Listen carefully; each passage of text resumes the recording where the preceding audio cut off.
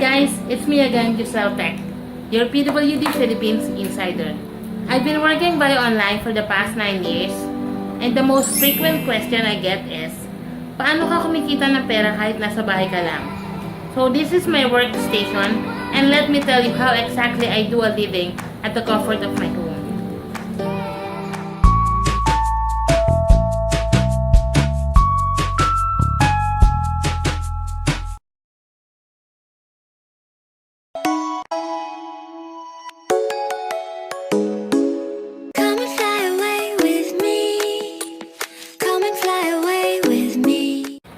You are watching I Am Able.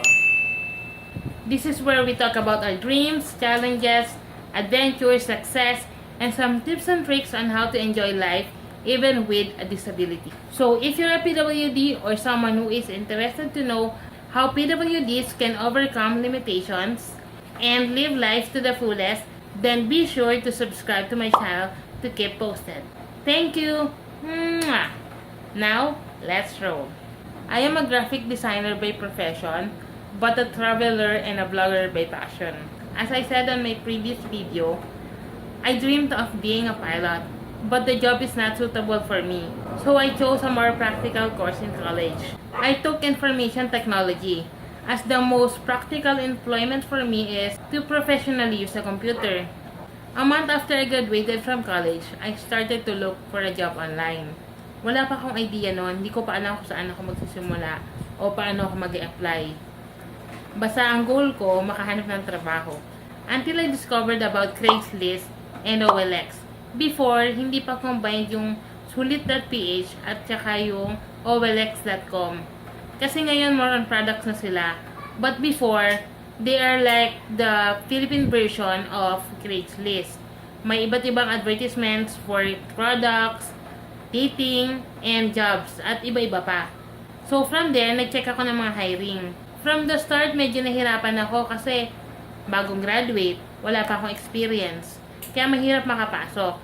Pero sinaga ko lang. Kumukuha ako ng mga freelance work, yung mga madali ang trabaho, like poster designs, banners, research, o kaya yung mga website edits. Yung mga natutunan ko from college. Usually, mabilis ang trabaho lang yon. At saka, extra income lang talaga. Ang gamit ko pa noon desktop, yung gamit kong computer nung high school ako hanggang college. Hindi pa ako agad nag-invest for a computer. Kasi una, okay pa naman yung desktop ko. Kasunod, wala pa naman kasi ako stable job. But luckily, after 2 months, I was hired by an American company based in Miami. It's a digital marketing company. Ang in-applyan ko talagang role doon, graphic designer. But then, he offered to train me as an SEO specialist. SEO means Search Engine Optimization. Isa siyang branch ng online marketing that would affect the visibility of a website sa mga search engines like Google and Yahoo. The interview and the hiring process are all done via online, sa Skype at saka sa email. Kabadong-kabado pa ako nung una kasi wala akong idea eh. Pero sobrang sayo ko nung nakapasok ako. Because finally, I have a stable and a full-time job habang nasa bahay lang ako. Back then, my initial salary was 10,000 pesos. Year 2009, okay na yon. Hindi ka na ma-hassle sa pamasahe at sa food. Although, syempre, mas mataas yung sa kuryente mo. At stepping stones ko lang yon, kaya sobrang happy na ako doon. I think once or twice akong sumusweldo nun every month. Gamit ko nun PayPal. From my client's US bank to PayPal, and then PayPal to my local bank. Naging maganda experience ko with that company because I learned so much, especially with online marketing. I also experienced training, coaching, recruitment, and even people management. So I'm very grateful to Docs Marketing because it opened so much opportunities for me. I quit the job because my shift is a graveyard from 9 p.m. until 6 a.m. in the morning because sinasabayan ko yung oras sa Miami, which is 12 hours behind. 8 hours work with 1 hour break. So tulog na lahat ako, nagtatrabaho pa. And hindi ako masyado nakakapagpahinga kasi usually umaalis kami ng hapon o kaya maingay na. So medyo kinukulang ako ng pahinga. So with graveyard shift, my health was at risk. So I needed to quit even though gustong-gusto ko yung company, especially the environment and my client, Seryo. But he understood, and up to this day, we still keep in touch. Importante yan ha, even sa online work, always have a good relationship with your former client as much as you can. Nung nag-quit ako doon, my salary was around 20,000 pesos already after 2 years of working with them. May mga salary increases ako kapag maganda yung performances ko o kaya pag may additional workload. So after a month, I resigned. I jumped to being a marketing assistant to a real estate company. With that company, my salary was $600 USD. So before, that was about 25,000 to 30,000 pesos a month. Depende sa palitan. I stayed there for a year. Tinapos ko na yung contract ko. Then, I moved to different roles like virtual assistant, web designer, or even project manager. Madami rin akong napasukang company at marami rin akong nasubukan trabaho all throughout the 9 years experience. Minsan nga pinagsasabay ko pa especially if late lang yung work o kaya magkaiba yung schedule. May one full-time job ako and then I have a part-time job or freelance work. Pwede naman yon as long as you can deliver with quality. For me, sa online job, iba rin yung marami kang skills na alam. Usually kasi yung mga foreigners, especially the Americans, sila yung tipong nag-hire ng all-in-one. Yung pwede ka sa marketing, pwede ka sa design, pwede ka sa vlogging, or yung pwede ka nilang ilipat-lipat ng department. Siyempre, mas makatipid sa kanila yon. Pero hindi ka rin naman lugi, especially kung okay naman yung sweldo mo. Also, with that system, marami ka rin matututunan. So, pwede mong madagdag yun sa resume mo. And sa experience and skills mo. So, mas madali ka mapagkakatiwalaan ng ibang company. Pag mas marami ka rin kasing alam na skills, mas makakapag-negotiate ka ng salary mo. Ika nga, jack of all trades, master of none. I think that perfectly describes me. And kapag mas marami ka namang experience, mas mapagkakatiwalaan ka. Since sa online ka na mag-work, they cannot supervise you. Kahit na may monitoring app pa, it's about trust pa rin. Na magtatrabaho ka at babayaran kanila. Although, I always go back to the one I love the most, which is design. I think I am a graphic designer half of my online career. Even up to now, although I am doing freelance work right now, I really had an amazing experience working via online with different companies abroad, like the US, Canada, Australia, England, Singapore, and a lot more. Fun fact, my favorite client is Australia. Currently, I am doing freelance work as it gives me more flexible work hours, control over the projects and the clients, and I get to be my own boss. I chose to work home-based because it's practical, less expense with fare and food. Especially with the traffic we have here in the Philippines. Ayoko na sumali. And it's more comfortable. Katulad ngayon, ito lang ang workplace ko. In my bedroom, with my dog. At madalas nakapambahay lang ako, unless may video call or interview.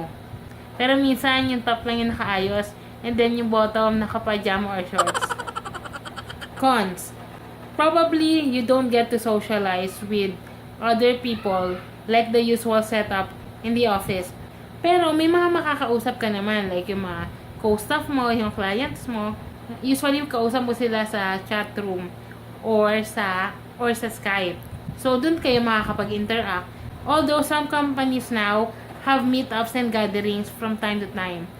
Magkikita-kita kayo in a place or pupunta dito yung client nyo and then magkakaroon kayo ng event.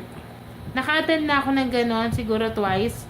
Recently, the founder of the company that I'm working for right now went here to the Philippines and we had a meet-up gathering. I actually vlogged about it. I will be posting that soon para rin makita nyo saan ako nagtatrabaho ngayon. And maybe you can also apply to them. So far, am I making sense? Please comment below whoever wants to work online or kung sino dito yung mga nagtatrabaho na via online or home-based. It can be boring sometimes, yes, especially if graveyard shift ka. Isipin mo, tulog na yung lahat, ikaw gising na gising pa. Although, the perks are always the best. Imagine, you can wake up 5 minutes before your shift without even brushing your teeth or combing your hair. Hindi ka naman nila makikita eh. Isn't it the best? Through the years, I get to upgrade my system for my home-based job. Right now, I have 2 laptops with basic marketing and design softwares installed and basic components like mouse, headphones, and camera.